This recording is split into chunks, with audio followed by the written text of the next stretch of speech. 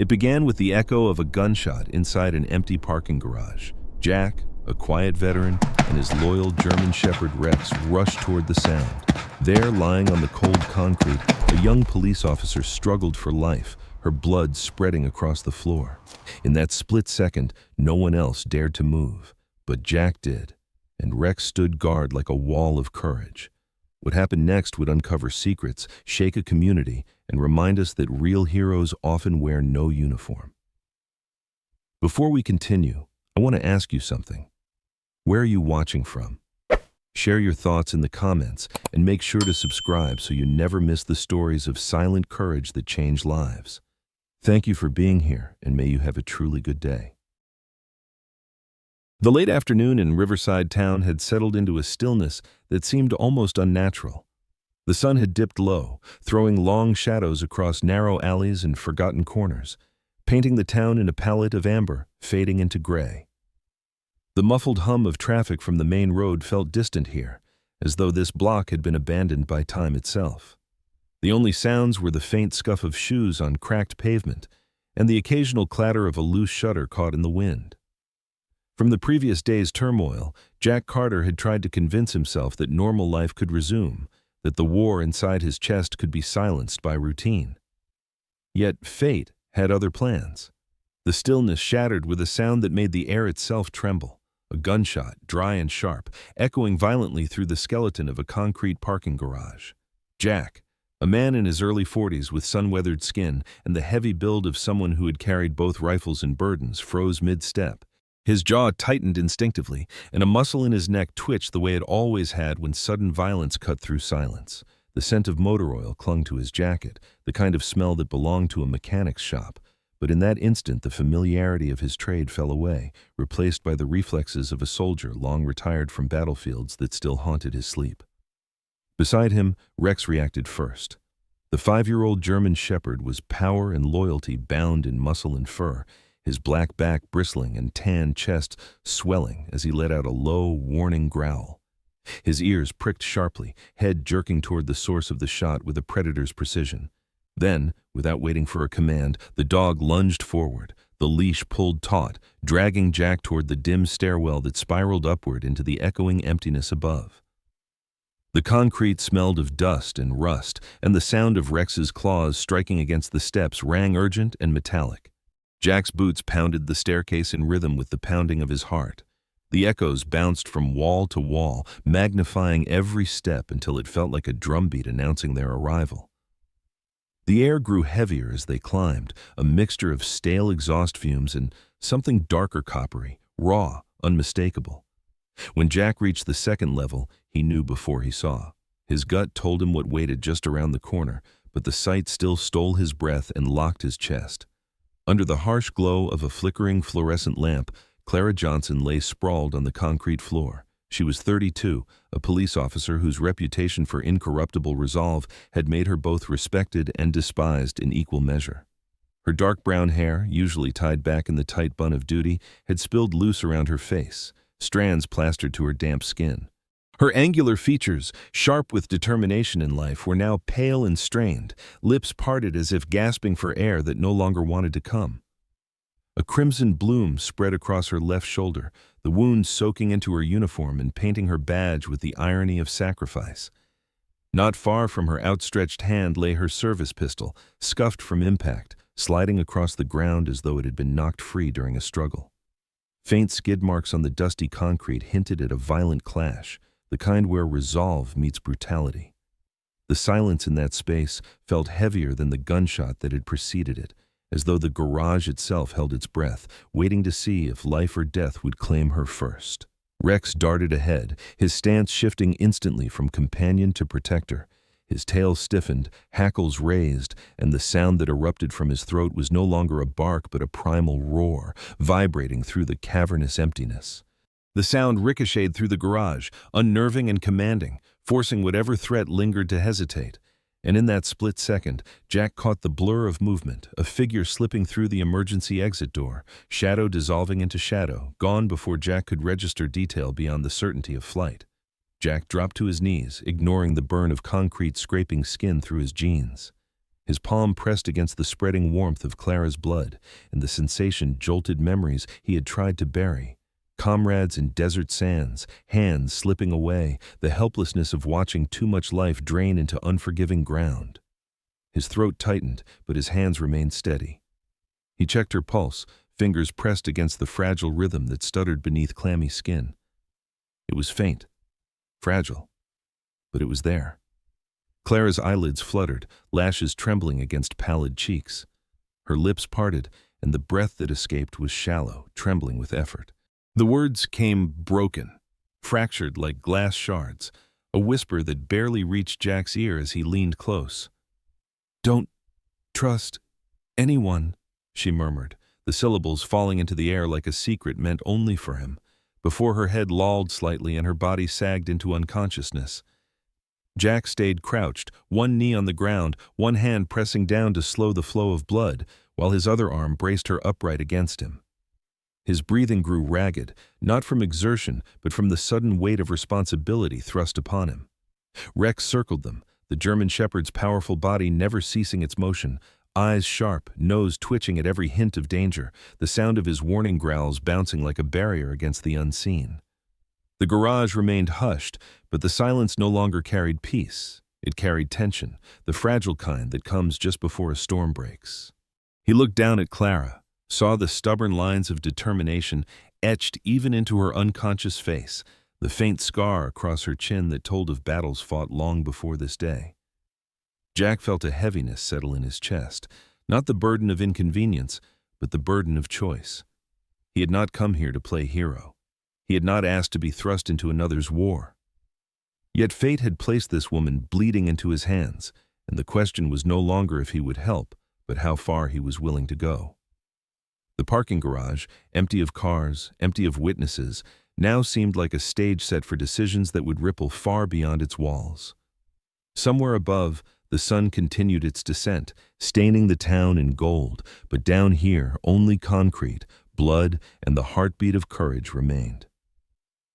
Jack adjusted his grip, Rex steadied at his side, and for a fleeting moment the world was stripped to its essence. A wounded stranger, a loyal dog, and a man who could not walk away. The concrete garage still echoed with the dying hum of Clara's warning, her fragile breath fading into silence when Jack acted. There was no hesitation in him, no pause for calculation or fear. Only the swift muscle memory of a man who had lived too long in places where life and death could shift in the span of a heartbeat.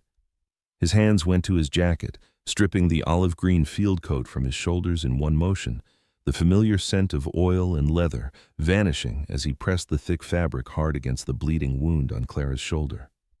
The hiss of escaping air and the wet sound of pressure meeting blood filled the air, but Jack didn't flinch. His jaw was locked, his arms steady, and every motion came with the crisp precision of combat medicine learned in deserts far from this town. Clara's body shifted weakly as Jack lifted her, half dragging, half supporting her weight. Her boots scraped against the concrete, leaving streaks of dark crimson behind as he maneuvered her toward a derelict sedan covered in a film of dust and bird droppings. The car abandoned so long ago that its windows had fogged from the inside. He pushed her gently into the shadow behind it, positioning her upright against the rusting fender, the car itself forming a crude barrier between her frailty and whatever threat might still linger beyond the shadows. His hands returned immediately to her wound, compressing, adjusting the jacket into a makeshift bandage that held against the steady seep of blood. Rex circled them with a tireless energy that belied his 5 years. His sleek black and tan coat bristled like wire, and his eyes darted sharply from one dark corner to another. Each time his nose caught a whiff of movement, the sound that erupted from his chest was no ordinary bark, but a visceral challenge, deep and resonant, vibrating through the concrete like a war drum. The echoes were enough to make even the unseen hesitate, to remind any would-be predator that this was not prey to be taken easily. Jack watched him out of the corner of his eye, grateful for the animal's presence, for the instinctive vigilance that made him more sentinel than pet.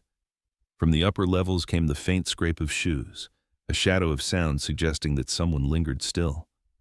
Jack's body tensed, his spine straightening as his eyes swept the dim stairwell. Then he saw it, fleeting but real, The outline of a man, tall and lean, dressed in a dark hoodie and loose jeans, creeping along the concrete edge. The figure's posture was predatory, head tilted in consideration, but as Rex lunged forward, barking with such ferocity that it rang like a physical blow, the shadow recoiled. There was a hesitation, the brief pause of someone weighing risk against intent, and then the figure slipped backward into the darkness, retreating through the emergency stairwell door with a metallic slam that reverberated through the garage. Jack did not chase.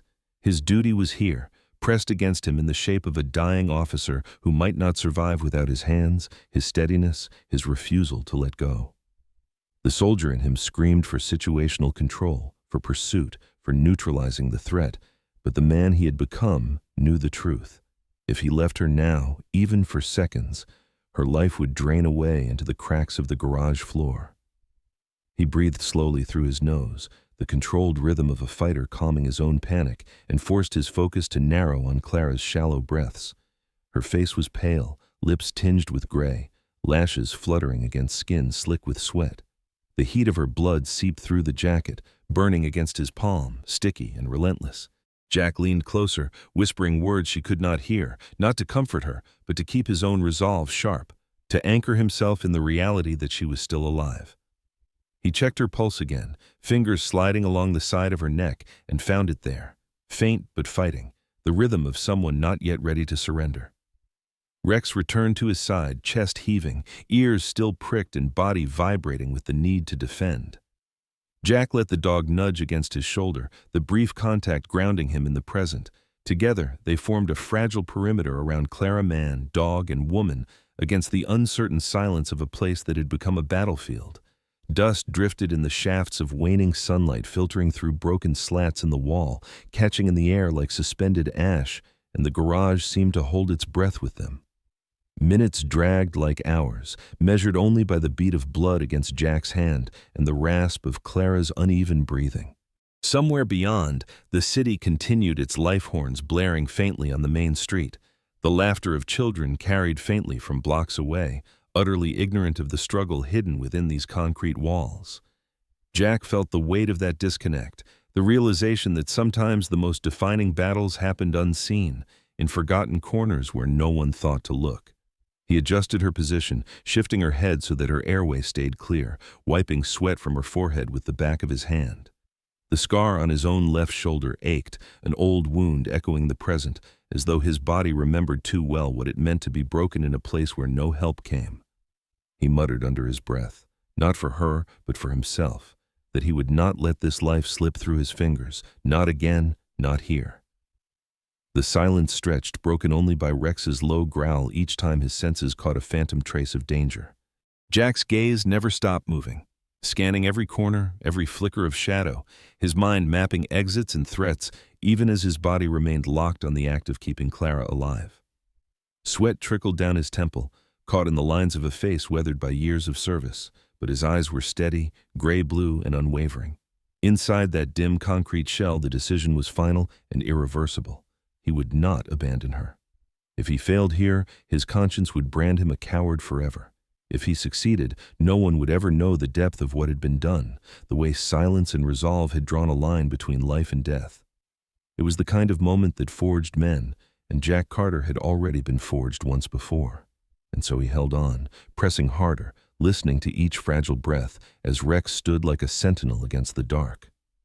Between the weight of blood and the smell of gunpowder, Jack knew one truth. If he let go, she would die, and if she died, he would carry that weight to his own grave. He would not allow it, not today. The garage had grown so quiet that Jack could hear the faint rasp of Clara's breath and the low rumble in Rex's throat when the sudden wail of sirens pierced the stillness. The shrill sound bounced off concrete pillars, magnifying until it felt like the walls themselves were screaming. A moment later, blue and red lights swept across the open level, flooding the shadows in strobes of color that clashed against the grim tableau. The rumble of engines below and the thudding boots of men in formation made it clear. The police had arrived in force. Floodlights mounted on squad cars sliced through the dusk, casting harsh beams across the abandoned vehicles. Armed officers surged into the space, tactical vests strapped tight, Rifles raised, faces taut with adrenaline and the rigid discipline of men trained to expect danger. At the front was a lieutenant in his mid-30s, square jaw clenched beneath a helmet, his eyes darting rapidly as he scanned for threats. Behind him, a younger patrolman barely in his 20s clutched his weapon so hard his knuckles whitened, fear and excitement mixing in his pale, drawn features. Their breathing was heavy, their formation tight, every gesture telegraphing expectation of violence. What they saw arrested them at once. In the center of the level, illuminated by the sweep of emergency lights, a tall stranger knelt in a pool of blood. His hands were stained crimson, one pressed firmly against the body of a fellow officer slumped against a rusting car. Beside him, a German shepherd barked with terrifying ferocity, hackles raised, teeth bared, its body shifting with the restless energy of a predator ready to spring. To men entering on edge, the scene was unmistakable. A hostile man crouched over their fallen comrade with a violent dog keeping them at bay. Shouts rang out, commands issued with the authority of panic. "Hands up!" Away from the officer. The order cut across the air, but Jack did not move as they expected. Slowly, with deliberate calm, he raised one arm, his palm open to show compliance, but his other hand stayed pressed hard against Clara's wound. He would not lift it. He could not. He knew the flow of blood. He felt the fragile rhythm of her life beneath his palm, and to remove pressure now would be to abandon her to death. The officers interpreted his pause as defiance. Several closed in, steps fast and weapons leveled. Rex responded instantly, his body stiffening, teeth flashing as he thrust himself forward, his growl erupting into a roar that made the younger patrolman stumble back a step. The dog's eyes blazed, his stance shielding Jack and Clara, his very presence daring anyone to come closer. For a heartbeat, the officers hesitated, caught between training and fear of the animal's unleashed strength. Then, from the ramp below, a voice cut through the chaos. It belonged to a man in a windbreaker, heavy-set, with graying hair plastered to his forehead, a shopkeeper from a nearby stall who had followed the noise. His voice cracked with alarm as he shouted, "I saw him! He ran in here covered in blood!" The words were delivered in panic but landed with weight. To the police, already braced for danger, it confirmed what they thought they saw. The stranger was guilty, his appearance damning, the dog an accomplice in menace. Jack tried to speak, his voice steady but drowned in the rising tide of orders and shouts, his explanation half plea, half assertion that he was saving her, not harming her, was swallowed by the noise. Officers advanced, their boots slapping the concrete as they spread out to encircle him. Rex, desperate to protect, lunged forward in warning, his bark reverberating like cannon fire. A sergeant cursed, motioning for animal control backup, his eyes flashing with frustration. The moment snapped. 3 men surged forward, seizing Jack's arms. He fought only with words, not resistance, repeating that the woman was alive, that she needed pressure on the wound. But hands forced him back, wrenching his shoulders, and with brutal efficiency he was shoved to the ground. Cold steel cuffs clicked around his wrists, biting into skin still smeared with blood. The impact jarred him, a grunt tearing from his throat, but his eyes never left Clara's still form, his heart pounding with the knowledge that he had been forced to let go. Rex howled, a sound of pure anguish and fury. The dog snapped at the air, muscles coiled, every line of his body declaring war on those who restrained his master.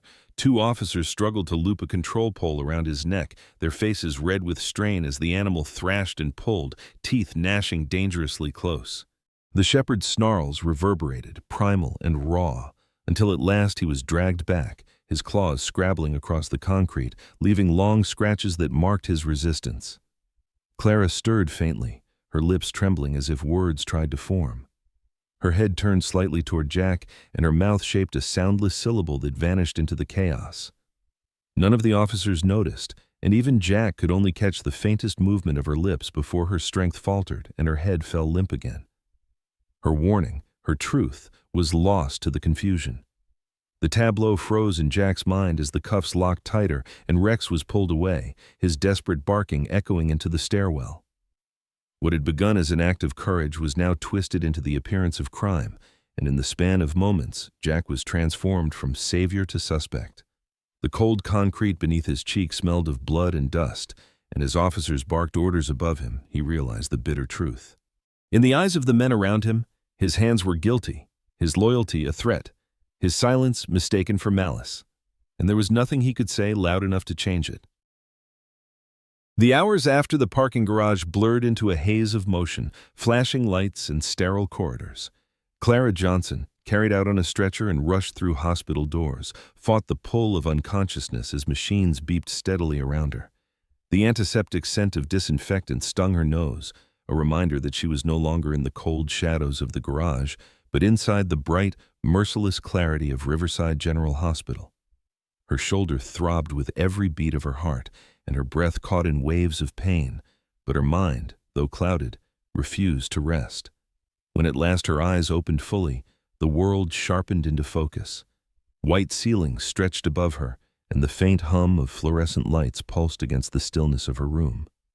A nurse in her late 20s, blonde hair tucked neatly under a cap, adjusted the IV at her bedside, her face soft with practiced concern. Clara tried to speak, but her throat was dry, so the nurse guided a straw of water to her lips. Each swallow seemed to sharpen her thoughts, pulling her further from the fog of trauma. Memory returned in shards, echoes of gunfire, the struggle in the garage, the sudden searing pain in her shoulder.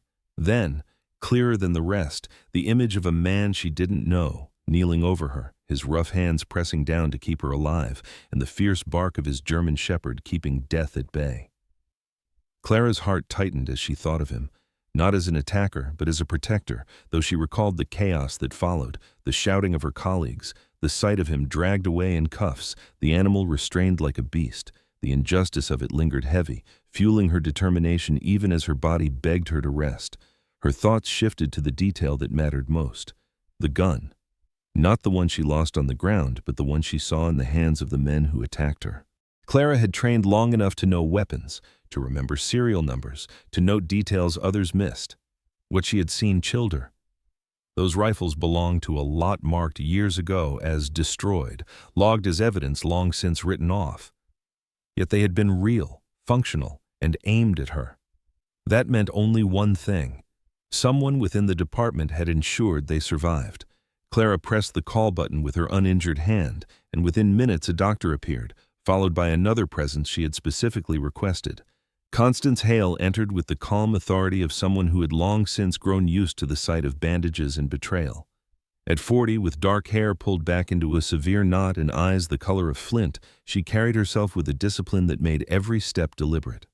Her gray suit was understated, but her badge from Internal Affairs gleamed as if to remind all present that she was the shadow within the system, watching.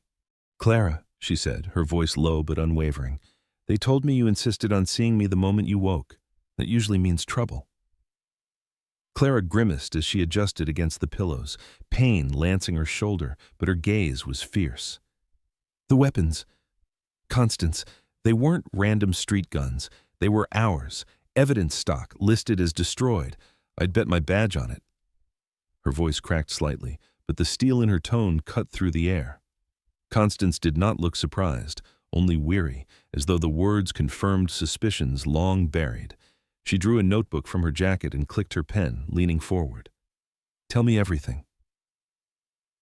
Slowly, Clara recounted the firefight, the faces of her attackers blurred but their weapons vivid in memory. She described markings she had noticed on the rifles, details she should not have recognized but did. Constance's pen moved quickly, her expression tightening with each word. Later that night, Constance summoned her small team into a conference room deep within the precinct, away from curious eyes. 2 investigators in plain clothes listened as she laid out Clara's testimony alongside discrepancies that had already troubled her for months. Boxes of files emerged from storage records of the evidence room, reports of destroyed contraband. Under fluorescent light, they traced signatures, dates, and serial numbers, and a pattern revealed itself. Labeled shipments vanished from record, weapons signed as scrapped never accounted for, files investigated by the same hand. The name came up too many times to ignore. Sergeant Dante Cross.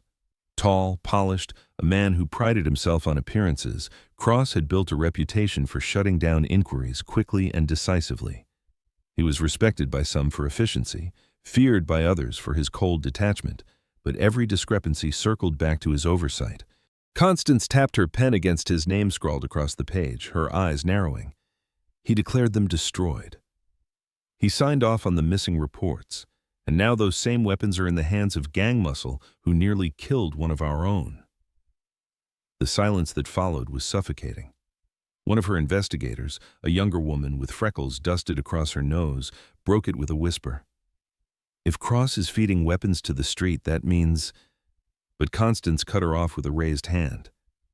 "It means we've got rot in the foundation.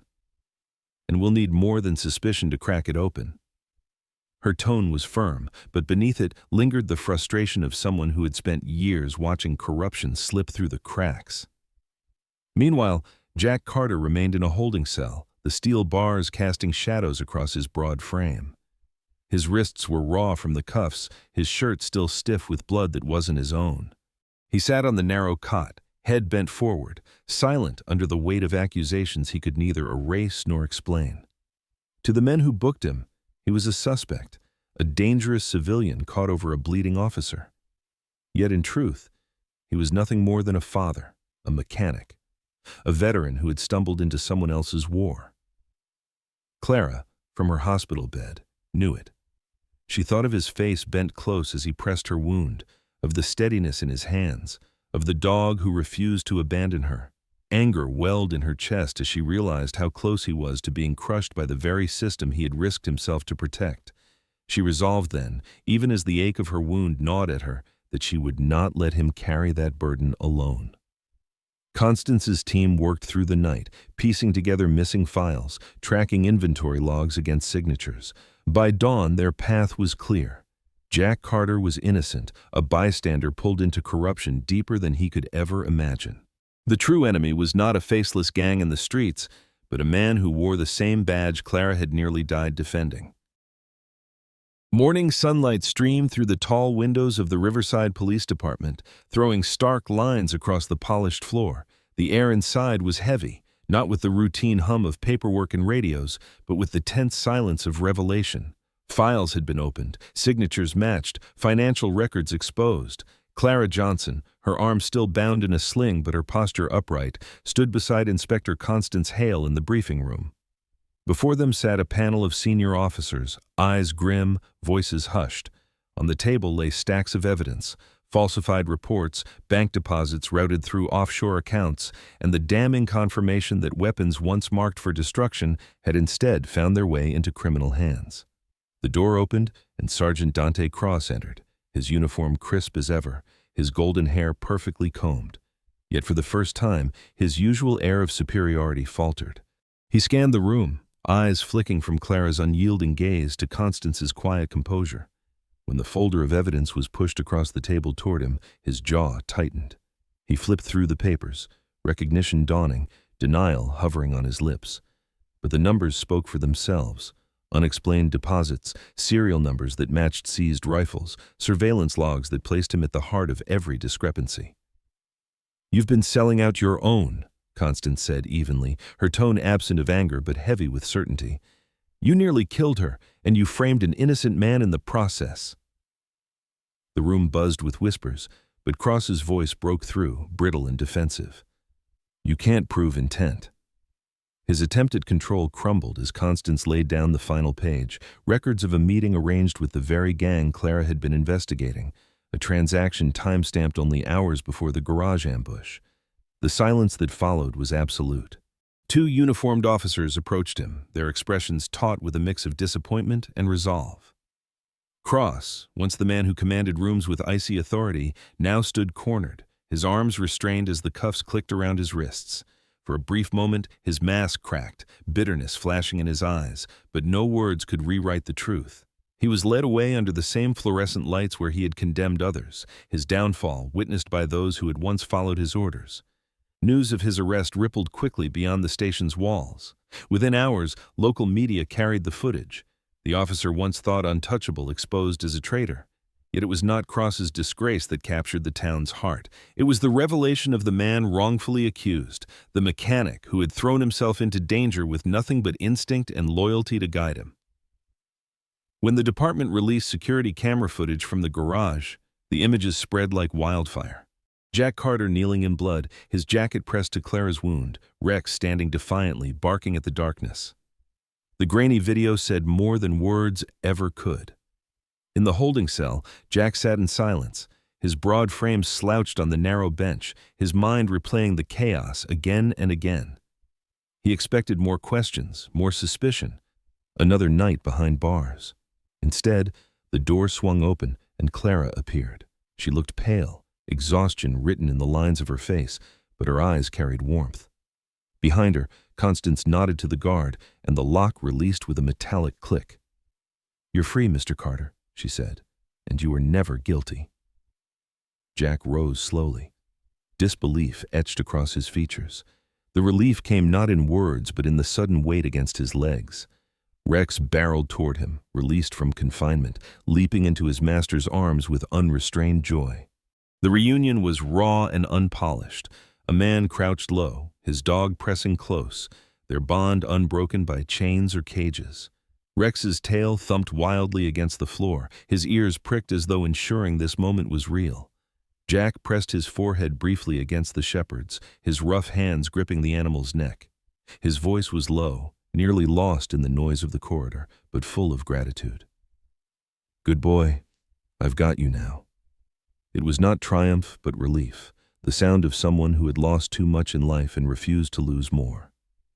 In the days that followed, Riverside Town was unsettled. People gathered in cafes and hardware stores, replaying the footage on their phones, shaking their heads at the corruption within their own police force.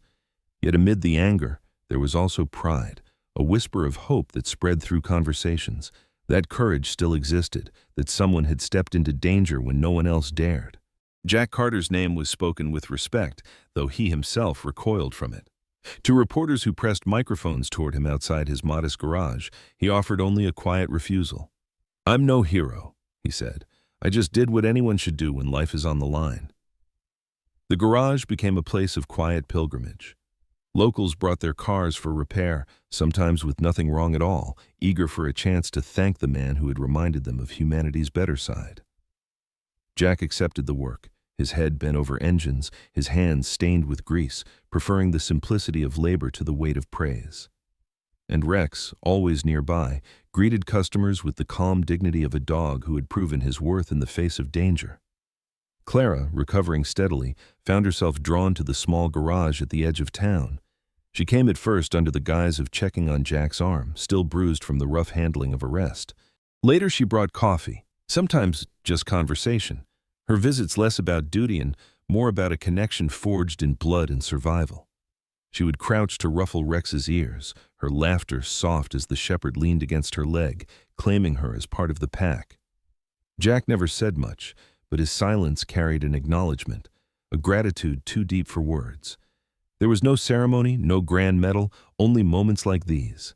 A mechanic, a wounded officer, and a dog who refused to yield, sharing quiet afternoons as the town moved on. For the people of Riverside, the story remained vivid. They spoke of it to their children, replayed the video as proof that not all courage wore a badge, that sometimes the truest acts of heroism came from those who never sought recognition. And for Jack, the meaning was simpler. He had acted because he could not do otherwise, because walking away would have left a wound deeper than any bullet. At the heart of this story lies a reminder that loyalty is not only found in the faithful eyes of a dog like Rex, but also in the quiet choices people make when no one is watching. True compassion is never loud, and sacrifice is rarely recognized, yet it is in those silent acts of courage that lives are saved and hope is restored.